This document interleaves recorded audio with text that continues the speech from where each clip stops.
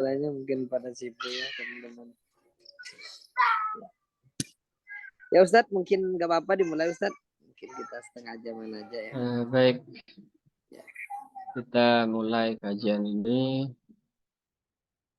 pertama dengan membaca surat Al-Fatihah. Kita hadiahkan kepada Rasul, sahabat, para tabi'in dan para pengikutnya.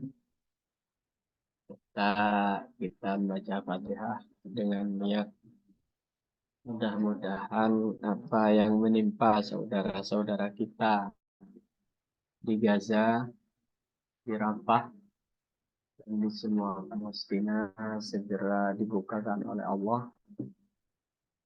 Dan mudah-mudahan yang zalim akan mendapatkan balasan yang setimpal dan seharusnya ala hadhihi wa bi kulli salihah wa ala man awahu aslafun salihun bi jahi Mustafa Muhammadin sallallahu alaihi wasallam ila hadratin nabi wa alihi wa ashabihi wa azwajihi wa dzurriyyatihi syai'un lahum al-fatihah. A'udzu billahi minasy syaithanir rajim. Bismillahirrahmanirrahim. Alhamdulillahirabbil alamin. إياك نعبد وإياك نستعين اهدنا الصراط.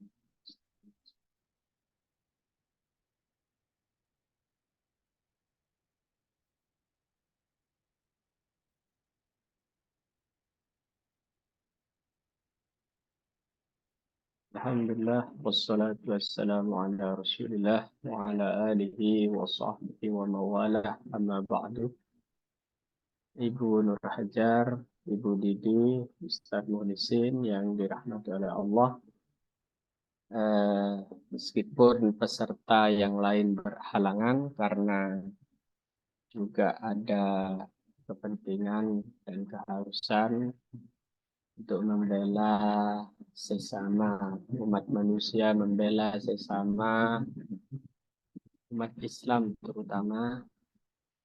Mudah-mudahan yang tidak bisa hadir mendapatkan pahala ta'lim ini, dan kita yang tidak bisa hadir ke lokasi demo juga bisa ikut andil mendoakan dan hati kita bersama mereka.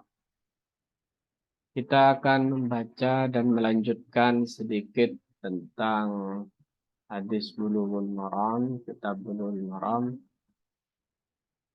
di mana pada hari ini kita sampai ke hadis yang nomor 104. وبسند متصل إلى الإمام ابن حجر العسقلاني رحمه الله ونفعنا به وبعلومه في الدارين آمين إلى قوله وعن سراقة bin Malik radhiyallahu ta'ala anhu. Diriwayatkan dari Suraqah bin Malik radhiyallahu ta'ala anhu qala, beliau berkata, allamana Rasulullah sallallahu alaihi wasallam. Rasul sallallahu alaihi wasallam mengajari kita fil khala'i, di dalam kamar mandi, anak mudah, agar supaya duduk kita ala yusra, atas kaki yang kiri, wa nansibal yumna, dan mengangkat yang kanan. Rawahu, hadis ini diriwayatkan oleh Imam Al-Baihaqi bisanadin dha'ifin, dengan sanad yang lemah. Nah, kita di dalam hadis ini diajari oleh Rasulullah agar meninggikan kaki yang kiri, yang kanan, menjinjit gitu ya. Itu sunnahnya begitu. Agar yang kiri itu lebih rendah dari posisi yang kanan. Sehingga yang kanan itu disunahkan menjinjit. Beberapa kloset ataupun WC itu memang sengaja dalam pembangunannya, dalam pembuatannya kadang dimiringkan, gitu ya. Jadi agak miring ke kiri karena mengamalkan hadis ini, mempraktekkan hadis ini. Jadi posisi tempat jongkoknya itu dimiringkan ke kiri sehingga tidak perlu kemudian melakukan jinjit kanan itu. Nah, ini salah satu ajaran Rasulullah yang kemudian dibuktikan secara medis, gitu ya, bahwa ketika buang air besar dengan teknik seperti ini, dengan cara seperti ini, maka prosesnya lebih mudah dan lebih tuntas.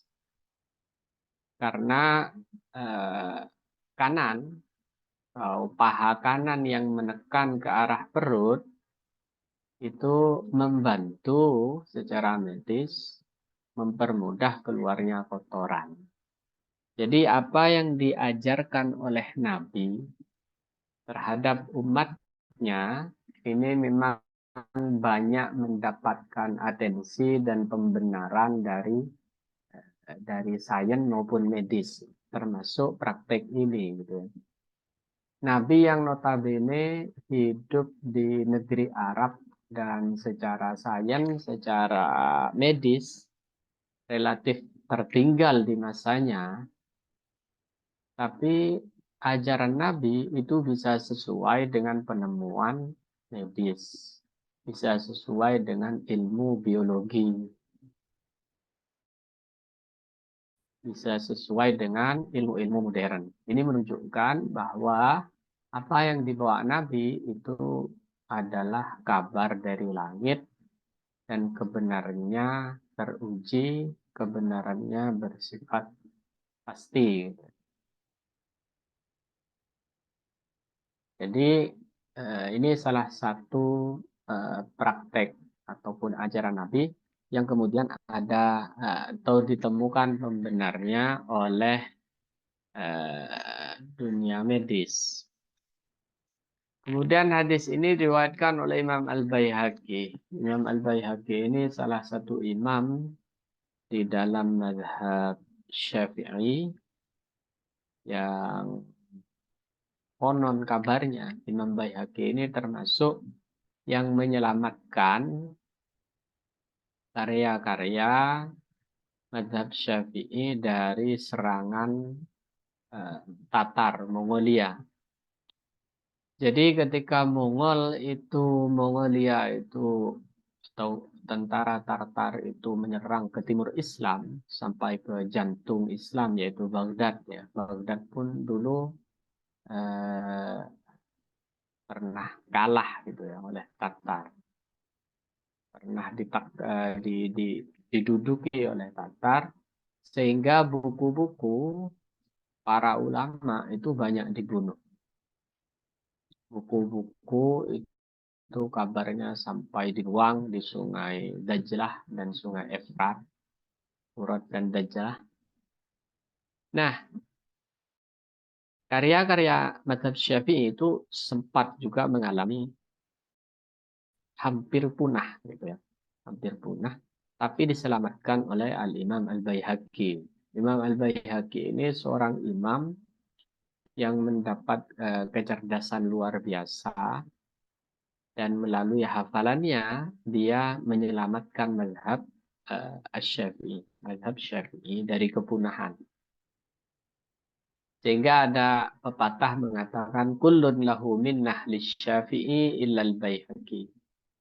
Setiap ulama, setiap orang itu punya harus balas jasa kepada Imam Syafi'i, gitu ya. Karena manfaat dari Imam Syafi'i ini sangat luar biasa.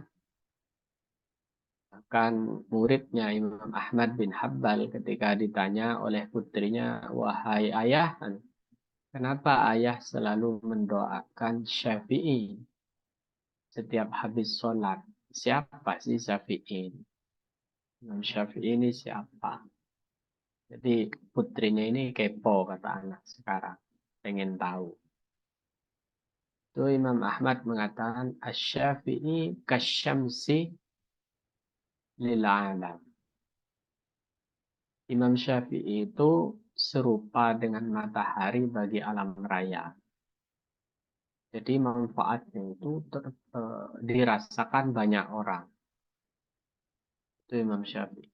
Jadi manfaatnya dirasakan banyak orang seluruh dunia itu butuh pada matahari, butuh pada sinar matahari. Setiap orang Islam butuh kepada Imam Syafi'i. Berdasarkan apa? Berdasarkan salah satu temuannya. Temuan Imam Syafi'i itu ada namanya ilmu usulul fiqh. Ilmu usulul fiqh itu yang membantu para mujtahid, membantu para ulama untuk menggali hukum. Jadi seandainya nggak ditemukan ilmu ini, ilmu usulul fiqh ini, penggalian hukum itu nanti ugal-ugalan, sembarangan. Nggak tahu teknik yang benar. Itu berkat jasa Imam Syafi'i. Nah, ketika Tatar menyerang, membumi hanguskan Baghdad, dunia-dunia Islam nggak hanya Baghdad, kecuali Mesir ya yang selamat. Nanti itu kan ditaklukkan oleh Sultan Baybars. Jadi Tartar itu dipukul mundur oleh Baybars. Baybars itu salah satu sultan di Mesir. Nah, Imam Baihaqi inilah yang menyelamatkan karya-karya mazhab Syafi'i melalui hafalannya, dan beliaulah yang mendikte ulang banyak kitab karya di dalam mazhab Syafi'i. Kita lanjut. Wan Isa bin Yazdad, dan diriwayatkan dari Isa bin Yazdad an abihi, dari ayahnya berarti Yazdad. Qala, beliau berkata, qala Rasulullah sallallahu alaihi wasallam, Nabi sallallahu alaihi wasallam bersabda, "Idza bala ahadukum." Idza balah tatkala kencing, buang air kecil, ahadukum salah seorang di antara kalian, falyanthur dzakarahu thalatha marrat. Falyanthur, maka yanthur itu mohon maaf ya. Jadi seandainya ini zakar, ini diginikan. Yanthur di bawahnya. Itu fungsinya untuk mengeluarkan sisa-sisa najis, sisa-sisa air kencing ya. Jadi sunnah bagi laki-laki setelah air kencingnya keluar itu dibersihkan. Di yantur itu digini. 3 kali. Salat marrat. 3 kali. Ini dalam rangka apa? Dalam rangka di pertemuan sebelumnya itu bahwa kebanyakan adab kubur itu berasal dari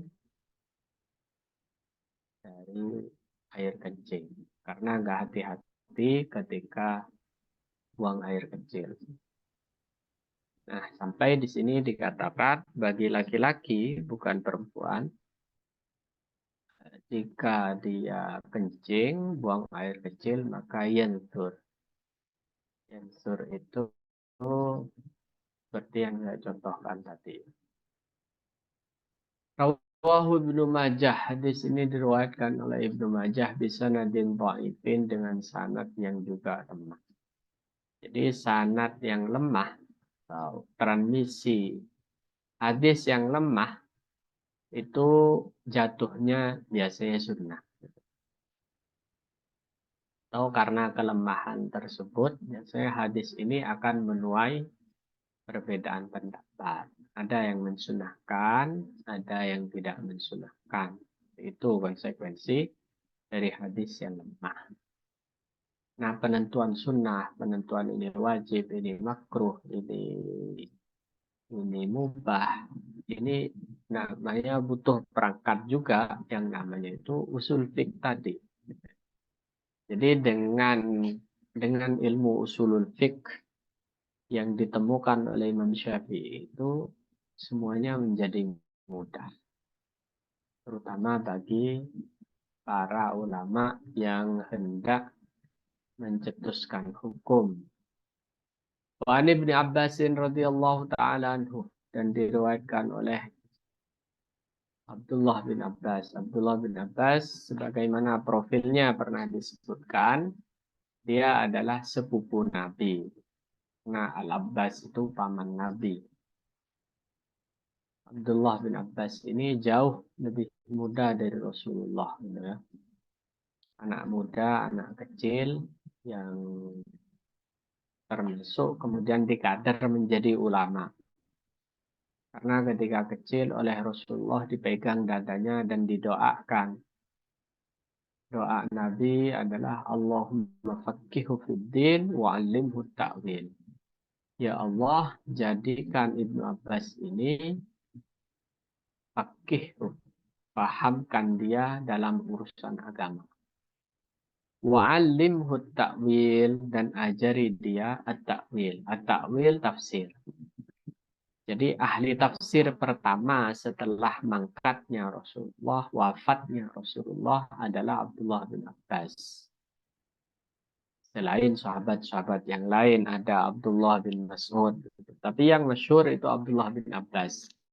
Kalau nanti buka kitab-kitab tafsir akan sering ketemu nama Abdullah bin Abbas, Ibnu Abbas. Biasanya disebut dengan Ibnu Abbas. Anaknya Abbas ini banyak. Tapi kalau disebut Ibnu Abbas, anaknya Abbas, berarti yang dimaksud itu adalah Abdullah. Karena yang jadi ulama sahabat itu Abdullahnya. Tapi memang kalau melihat perjuangan Abdullah, meskipun dia anak muda, dan ketika Nabi wafat dia masih muda, Abdullah bin Abbas cerita tentang dirinya, bagaimana proses dia menjadi ulama, itu memang luar biasa. Kata Abdullah bin Abbas, ketika anak-anak Ansor dan Muhajirin bermain, saya mengetuk pintu-pintu sahabat Nabi untuk mencari ilmu, menanyakan hadis, menanyakan hukum kayak gitu. Jadi dia nggak bermain, atau bermain tapi tidak seintens anak-anak kecil di zamannya. Apa kata Abdullah bin Abbas, anna Nabi sallallahu alaihi wasallam, bahwa Nabi sallallahu alaihi wasallam sa'ala ahla Kuba, bertanya kepada penduduk Kuba. Penduduk Kuba itu lokasinya antara Mekah dan Madinah, lebih dekat ke Madinah. Dan di Kuba inilah Nabi membangun masjid. Masjid Qiblatain. Dan orang-orang Kuba ini masuk orang-orang Madinah kalau sekarang. Itu mereka punya keistimewaan di mana selalu beristinja atau buang bersesuci, istinja, menyucikan kotorannya selalu double, dengan batu sekaligus juga dengan air. Nah, itu dipuji oleh Al-Quran. Dipuji oleh Al-Quran. Yuhibbun ayyatatahharu. Kalau nggak salah begitu ayatnya. Bahwa orang-orang ini suka atau demen ayyatatahharu, bersesuci. Itu ayat khusus turun kepada penduduk Kuba. Penduduk Madinah. Atau dekat kota Madinah. Itu ahlu Kuba. Nah, suatu saat Nabi bertanya kepada ahlu Kuba, kenapa kalian dipuji oleh Al-Quran? Gitu, maksud Nabi. Faqalu, maka mereka menjawab, inna nutbi'ul hijaratah al-ma'ah. Sesungguhnya kami mengiring-iringi batu dengan air. Artinya mereka memakai dua media sesuci, media atau dua alat bersuci, yaitu batu dan air. Inna nutbi'ul hijaratah al-ma'ah. Itu yang buat mereka dipuji oleh Al-Quran secara langsung. Ada juga keistimewaan Kuba, Masjid Kuba ini dikatakan bahwa orang yang sholat di Masjid Kuba, kata Nabi, itu setara dengan umroh. Ini sangat besar. Ini maksud saya dulu bahwa kadang Allah meletakkan keistimewaan itu pada tempat, kadang pada waktu atau zaman. Nah, ada tempat-tempat yang ada nasnya, itu memang diistimewakan. Seperti Masjidil Haram di Mekah dan Masjidil Haramnya Nabi di Madinah serta Masjid Baitul Maqdis. 3 masjid ini diistimewakan karena ada nasnya langsung, di mana sholat di sana itu berlipat-lipat. Nah, Masjid Kuba itu salah satu, meskipun keistimewaannya tidak sedahsyat 3 masjid tadi, tapi ada hadisnya. Rawahul Bazzar, hadis ini diriwayatkan oleh Imam Al-Bazzar bisanadin dha'ifin, dengan sanad yang juga lemah. Wa asluhu, adapun asalnya hadis ini di Abi Dawudah, berasal dari Sunan Abu Daud, wa Tirmidzi, dan Sunan Tirmidzi. Jadi di bawah hadis sahih, di bawah Bukhari Muslim itu ada kitab-kitab sunan. Sunan itu jamak sunnah, yang mengumpulkan hadis-hadis Nabi, tapi kualitas keabsahannya di bawah Sahih Bukhari dan Sahih Muslim.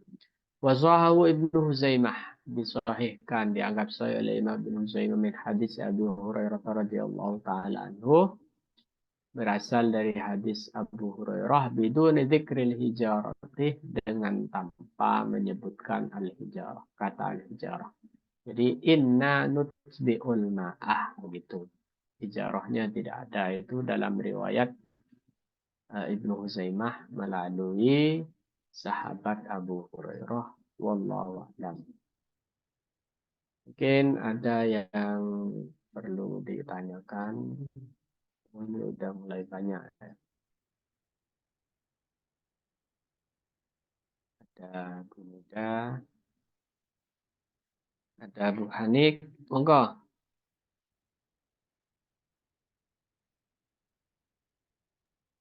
Iya, Ustadz. Assalamualaikum warahmatullahi wabarakatuh. Afwan telat. Waalaikumsalam. Waalaikumsalam.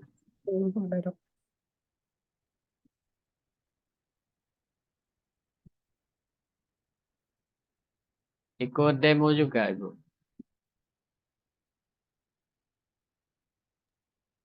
Mbak Hanik di Hadir. Fukuoka, Ustadz. Saya di Fukuoka, Oh, Ustadz. jauh ya. Alhamdulillah bisa hadir ya.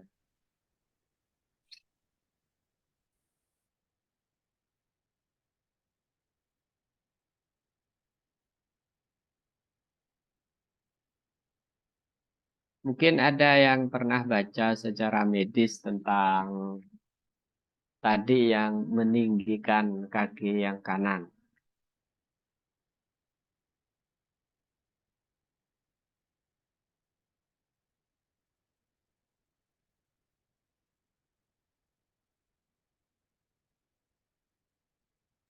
Assalamualaikum Ustadz.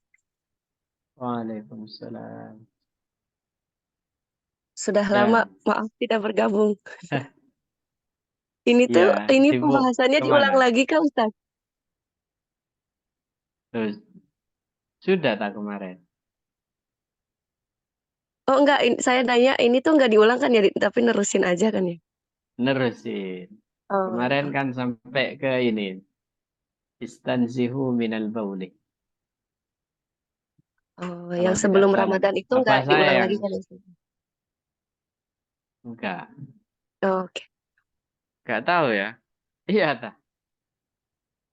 Agak lupa juga.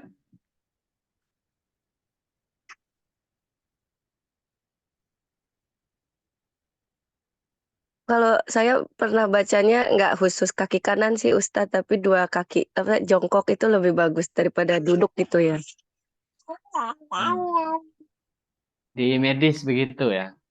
Nggak khusus untuk kaki kanan tapi dua-duanya gitu. Jongkok lebih bagus daripada duduk ya. Tapi kan kalau orang Indonesia kan rata-rata jongkok ya Ustadz ya, toiletnya. Iya, betul. Kalau di Jepang tuh enggak Ustadz. Apa kan Nah, duduk ya rata-rata. Makanya kalau saya duduk. tuh ada ini ada apa dingklik apa sih Ustadz itu tuh namanya? Kursi kecil gitu loh Ustadz. Untuk di Hmm, depannya supaya posisinya tuh jadi seolah-olah jongkok iya. gitu. Berarti untuk yang spesifik ngangkat atau menjinjit kaki yang kanan ini belum pernah baca, Belum pernah, tapi belum pernah nemu. dua-duanya gitu kakinya sambil jongkok. Mungkin ibu-ibu yang lain pernah Iya. baca.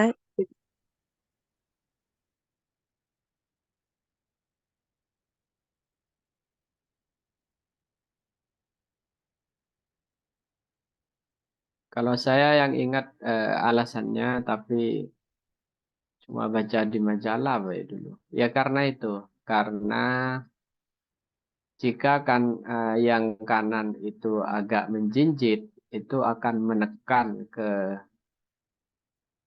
perut gitu, ke apa tempat konsumsi makanan itu usus ya. Ya pokoknya akan menekan sehingga itu akan membantu mempermudah proses keluarnya kotoran. Begitu. Tapi memang yang secara medis yang jongkok itu ya yang paling betul ya, Bu Nida.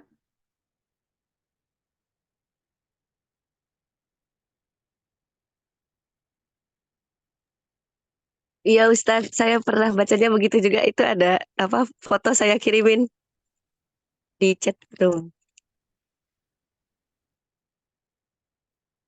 Hmm. Ya ini berarti kan salah satu yang apa namanya menjustifikasi membenarkan ajaran Nabi gitu. Satu yang membenarkan ajaran Nabi.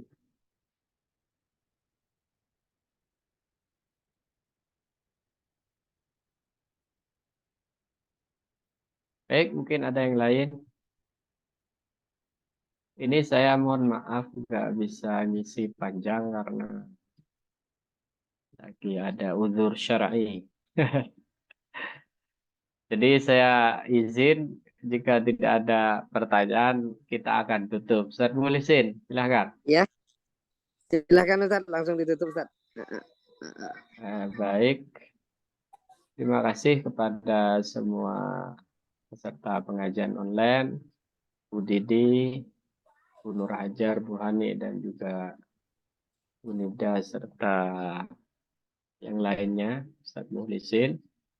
Mudah-mudahan apa yang kita baca meskipun sedikit ada hikmah, ada ibrah, dan ada pelajaran yang bisa kita tiru dari Rasulullah SAW.